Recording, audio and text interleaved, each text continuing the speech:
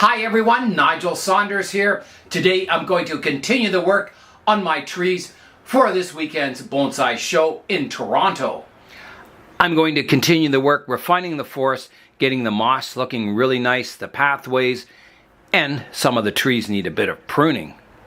In the last video of this forest, I weeded the entire forest floor and I got a lot of weeds out. Today I'm going to start by pruning up the moss.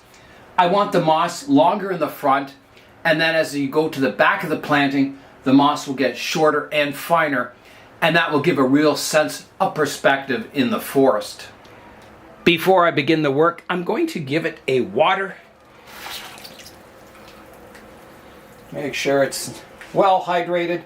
So this is water and fertilizer, a very, very weak solution. I'm going to begin pruning the moss. Now what I find is it's best to take little sections at a time. So imagine this little section here is your whole landscape, and try and prune it up so it looks like a miniature landscape. So let's zoom in on this section first. So here is that section. It's a triangular section between the two paths. So to prune it up, I need the longest moss in the front, tapering towards the back. So I'm going to start with that initially. Kind of leaving the moss in the front alone and kind of pruning it shorter as I go back. Not too short because I'll save that for the very back of the planting, but something about like that. So now you can see it's longer up front, tapers back a bit. I could probably go a little shorter back here, like that. It's looking nice. Now the pathway right now is sand. I could try that ground coconut husk, coconut core, and put it on the pathways and see how it looks. It may make it look more realistic because it won't be sandy. So I'll try it and see if I like it or not. Here's a look at that ground coconut husk. So it's very fine, like a powder. It's a nice color for pathways. It's very natural.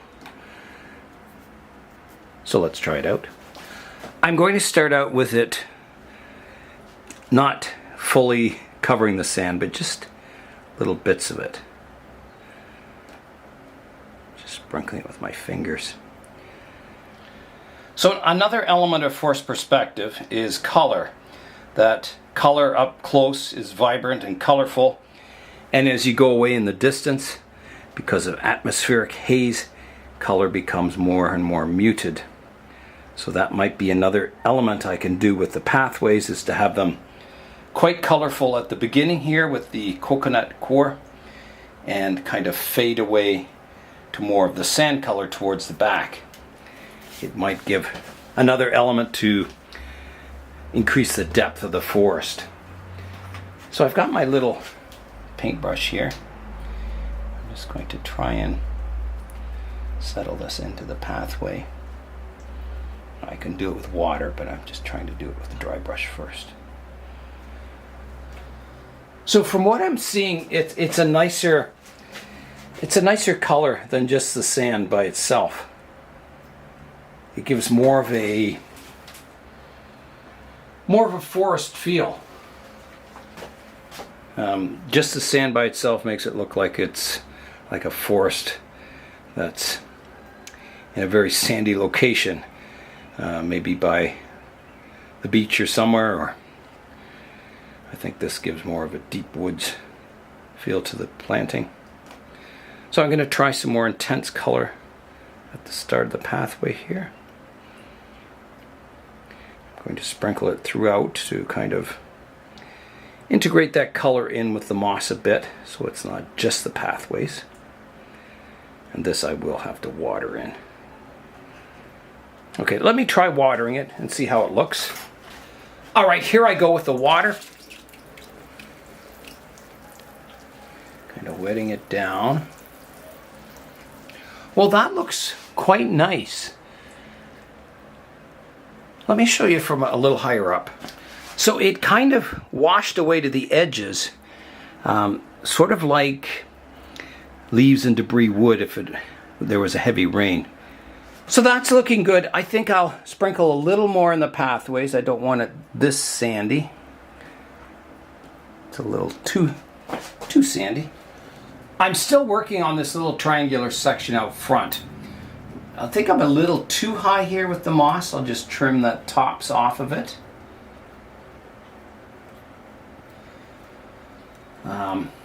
My pathway, it's almost completely blocked here with moss. I'm just going to prune it back a bit. It's a little too overgrown. I do want to be able to see a bit of the pathway there. I found another weed in here. I better pull that out. Right here.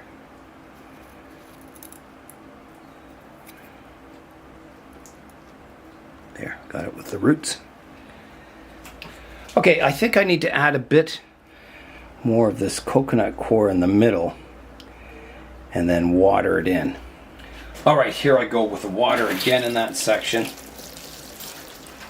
Now, what else can I add to make this section look more realistic? So I'm coming down low here looking at it as if I was standing here looking at the forest. I would say I could break up the moss into smaller clumps. That always makes it look more miniature. So, you know, treating them as if they're ferns growing on the forest floor, so there's some separation between them. Like here's a different kind of moss than out front. So I need to make a distinct line where the moss changes from one kind to another, so it doesn't all just blend in to one big kind of green mat. So that's what I'll do next. I'll try and get a little bit of separation between some of these plants. And this will be really subtle.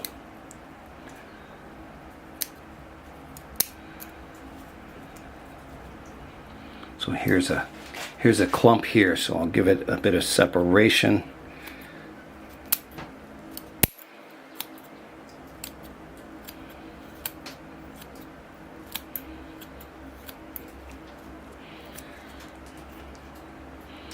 And this clump back here,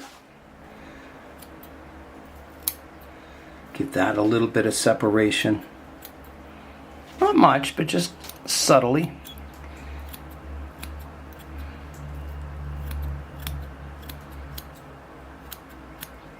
Like that, and I'll give it another water.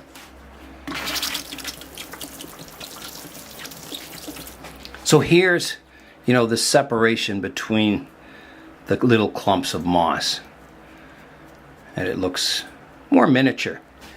Next, if I look at this side of the pathway, it looks like a hedge. Everything's kind of even, so I'm going to start my tapering first. So I'll prune the moss at the back shorter, tapering it away from tall to smaller to shorter, like that. There's some moss out front here that I think is a little too tall, like here. So I'll trim that back a bit. Just a few shoots sticking up, kind of maybe out of proportion. This isn't Jurassic Park after all. So now I need to look at this side of the pathway, get down at eye level, look at it like I'm looking at a real forest, and see what strikes me as being out of proportion or not looking quite right. So let me do that. Okay, so there's a nice clump of moss out front that looks like ferns. That's really nice. I think the moss beside it could be shortened a bit. So I'll just prune the tops off that. Make sure I don't lift it out of the ground. There. So now you can see I have like the shorter moss here, and beside it I have that taller fern-like moss here.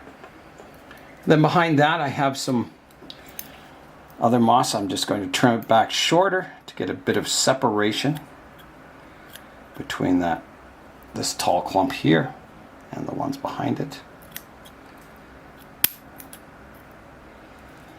Like that. And then I can prune some of these ones at the edge a little shorter in sections, just to break it up so it doesn't look like you know, a hedge along the pathway or a border wall. And then I've quite a big clump back here that I need to break up. So I'll take out some from the middle here, like that. A bit off the edge here, like that. Okay, so that looks much better. It looks more natural. It's not all an even height, it's kind of broken up into clumps. Now I have quite a clump of moss growing back here. That needs to be separated also.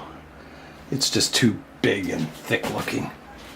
So in here, I'm going to trim it shorter underneath the trees, because generally nothing really tall grows underneath trees. It's too shady. And I'll reduce it underneath this tree too.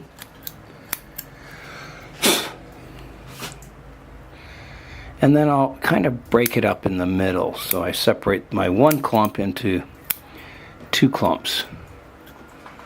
That looks better. And then I'll put a bit of coconut core underneath the trees here. Often underneath trees, you know, not much grows and it's just soil underneath trees. You don't get like carpets of moss or anything because everything's shaded out. So I'm going to put this coconut core down there, water it in, and see how it looks. I'm going to continue working away at the moss, tapering it from long at the front to short at the back, separating it into smaller clumps and segments, adding my coconut core around the trees and trying to make the whole landscape look a little more natural. It'll be quite a task. It'll probably take me a couple of hours. So here I go. So I'm also trimming all the moss short underneath the trees and then adding that coconut core, wherever I put it, over here underneath the trees to kind of give a more realistic feeling.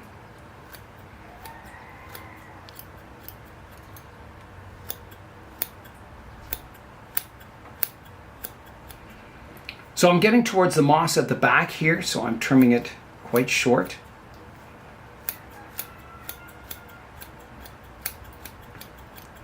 So it looks like it's in the distance.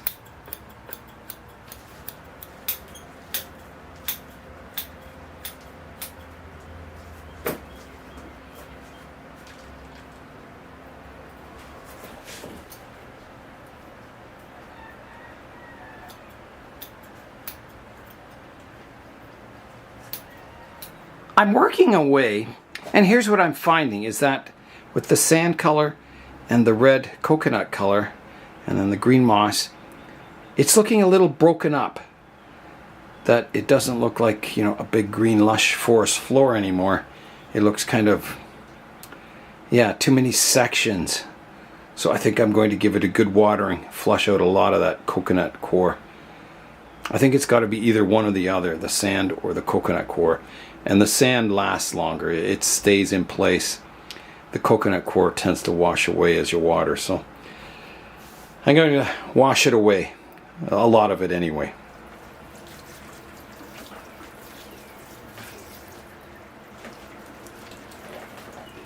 Alright, let me step back and see how that's looking. Yeah, I like that better. Here's a shot of it now. So I like that much better. It's simpler. You just see the sand trails. A little bit of that coconut core looks really good. It's very subtle, but I was just getting too much of it and it was looking too manicured is the word. So I think I'm getting close to finishing off the moss. I've left kind of a wild patch in here on the hill there. But I think everything else is looking quite nice. I've trimmed it up. Got some separation. I'm very happy with the entire forest now. The last thing I need to do is trim up some of the trees. You can see there's some new shoots coming out on the larches. Some of the spruce have some shoots that are extending too long. So I just need to do a little bit of tip pinching. Here's a shoot here on the larch that's just getting too long, so I need to grab it by the base and pinch out the tip like that. There's another one down lower here. Just like that. Here's an example on some of the spruce. So here's a tip that's too long at the back here. So again, I'll just grab it by the base and pull the tip off, pinching it like that. So I'll do that. I'll have a look at all the trees, pinching them back. I'm taking advantage of the new growth too. I've got some good shoots going in a good direction, so I'm able to prune off some of the more vertical ones to kind of help shape my tree. I'm using the scissors here. I can get in between the needles. It's a little more accurate than pinching. It's always a good idea to bring some tools with you to the show in case you need to do a bit of touch-up work on the trees. If you notice, you know, a branch that's extended that doesn't look good, and you may not notice it until it's on display. So yeah, always bring some tools with you, just for last minute touch-ups. I've got my bog forest on the maple stand. I think it looks quite nice. The last thing I want to try out is some deadfall in the forest, some trees that have tipped over, maybe some branches on the ground. I'll try it out. This is a dead spruce, so I want to prune it up so the branches aren't so long. So it looks more like a dead tree.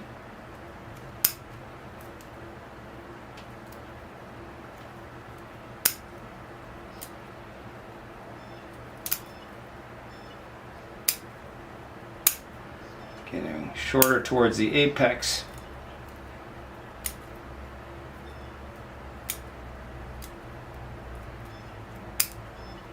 Something like that. That looks, maybe this branch is a little long. I'll just try and break it. There. Yeah, I think that looks like a good dead tree. Let's try it out in the forest now. If it were just a dead tree, it would look fine, like planted right there. Looks good. 2 dead trees. If I had it tip over, maybe across the pathway here. I don't like that. Back further, tipped over. No, too big. Deadfall in the front here.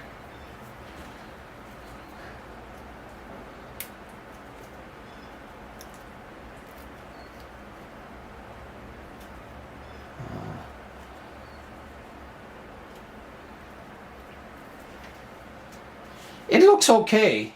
It looks miniature and to scale. You know, if I put a mound here, so it looked like the tree was growing here and then it tipped over. I think you have to be careful. This planting is so vertical. All the trees are vertical that if I introduce an element on an angle, it's like your eye just goes to it because it's the only odd looking thing in the whole planting. So I'm thinking of not putting it on the diagonal, that's for sure, because it really draws your eye to it. I don't mind it as a dead vertical tree though. Right here it looks quite good, and maybe even, no, it's too big to go back there. I have to keep this triangular shape in mind. But does it add anything is the question. I already have a dead tree. Do I need another? I don't think so. I like this negative space in here. And as far as, you know, a dead tree or even a stump or something,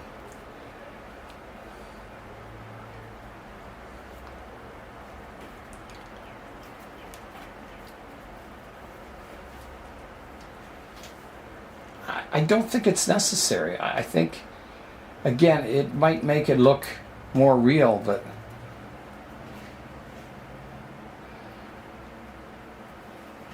it really draws your eye to it because it's, again, everything's vertical except for that one branch. So I think for that reason, I'm going to leave the deadfall out.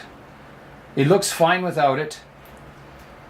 It looks very vertical, the whole planting, and I like that about it. And I think introducing even like a branch on the ground or something, starts introducing more horizontal elements to the planting, and I just don't think it needs it. I think it's fine the way it is. Other than picking out a few more needles that I can see that have fallen down, I think I'm finished with it. I think that's it. Now, I don't have an accent plant to go with this. I do have a maple stand that matches, so I'm going to try that out today. Here is a look at the maple table, the little one beside the big one. In the show, I would space them out a little more, but I'm short of space on this end bench here.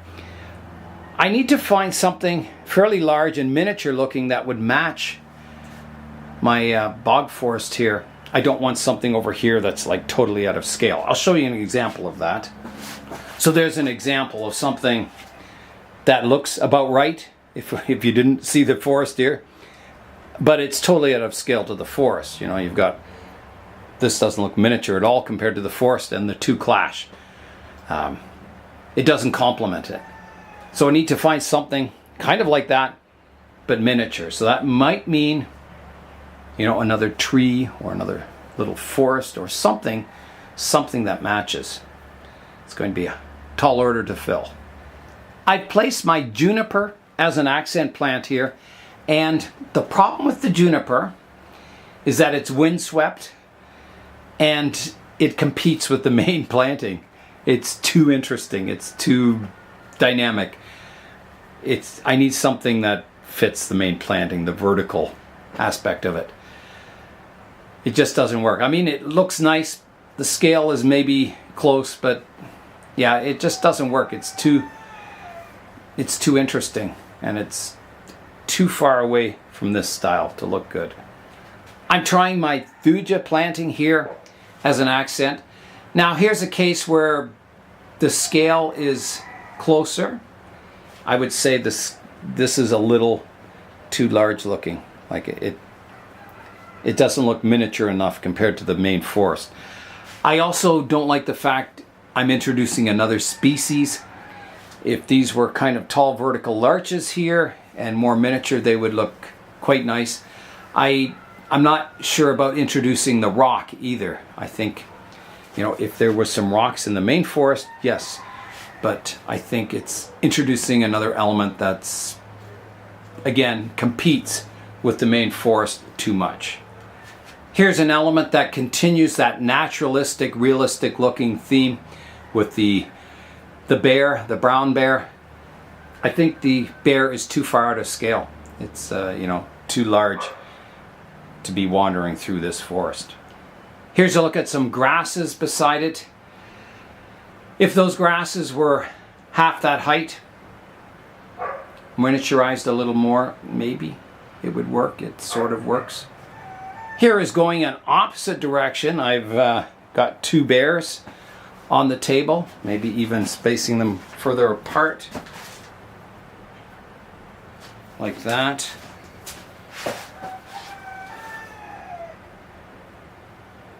The scale of the bears is a little large to the forest. If they were, again, maybe half that size, it might look fine. But yeah, they're too out of scale. Otherwise, you know, it looks okay having the two bears on the table. It definitely complements the planting. It makes you think of, there's bears in the forest. Here's a look at a stone with the planting. It doesn't tie together with the forest. It looks like two separate things you're trying to display. They both compete with each other. And there's nothing, you know, there's no stones in the forest that echo the stone over there. So it just doesn't. A tray of moss would look better. I don't have anything else to try on the stand here other than like a tray of moss, which might look okay. I think the ideal planting would be like a little larch or two that echo the forest, vertical larch in the right scale. I think that would look good. I can't think of anything else that would look nice as an accent. So there's two possibilities. I can go without an accent plant, which would be fine, or I can plant this tray of moss and just leave it at that. So I will try that. I'll try planting the tray of moss and maybe put a little pathway through it that sort of suggests that you can start here and then you follow the path into the forest. So I'll try that, see how it looks. If it doesn't look very good, it'll just go to the show by itself without any accent. I've got a tray of sand, so now I will plant some moss. Now this moss it's not the greenest moss in the world, but it's all I have that kind of will match what's in the planting there. So here I go, I'll plant the moss. At the moment, if I saw this at a show, I would think, oh, someone left their tray of moss here. They didn't finish mossing up the landscape or something like that. It doesn't look presentable enough. It needs something in there, something that distinguishes it from a tray of moss. The path helps, but it definitely needs something. So I'll try and find something. I'm going to try the dead spruce in there. That's the only thing I can think of. So if I put that in here, maybe it'll look good. Plant it in the sand, like that. Maybe put a little more moss behind it here to hold it upright. Here is a look at that dead spruce. Well, that helps a lot. It gives it, a meaning or purpose. If I had a few more dead trees to stick in there, I think it would look even better. Sort of like a miniature representation of the forest. Maybe in a bog section where the trees have died, the water table's gotten too high or something. Let me look around, see if I can find some more dead trees to stick in there. Well, it turns out I do have a few dead trees. So maybe too close to the same height here. I need to shorten this one. Maybe break the top off here. Trim this back. Yeah, that's better. Well, I think that looks okay. If the moss were greener, it would match the moss in the planting, and I think it would tie the two together. I think the dead trees look fine. I think that's a good place to put dead trees. Yeah, so I think this is working. Now, is it better than just having the forest by itself?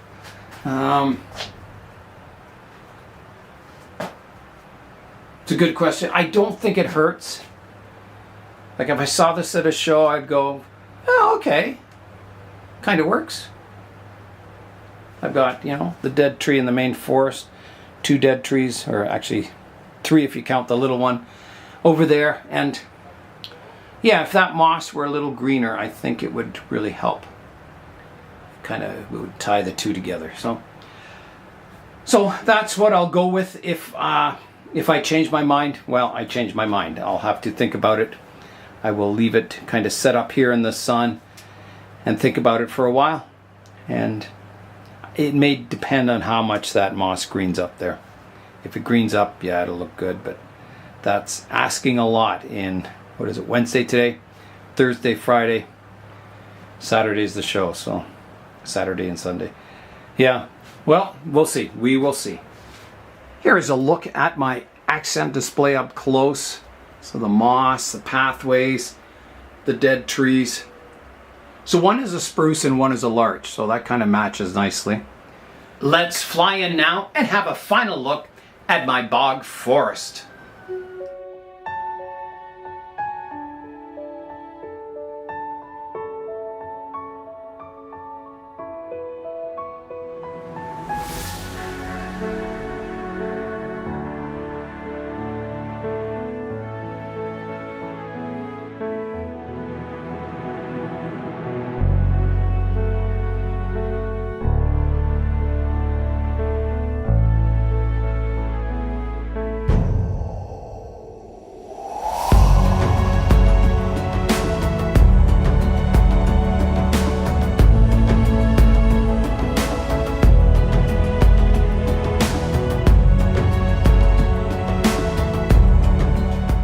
I've got 3 displays ready for the Toronto Bonsai Society's Spring Show and Sale coming this weekend.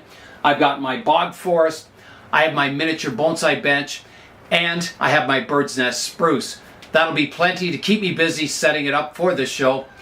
And that is all for today. I'm Nigel Saunders. Thanks for joining me in the Bonsai Zone.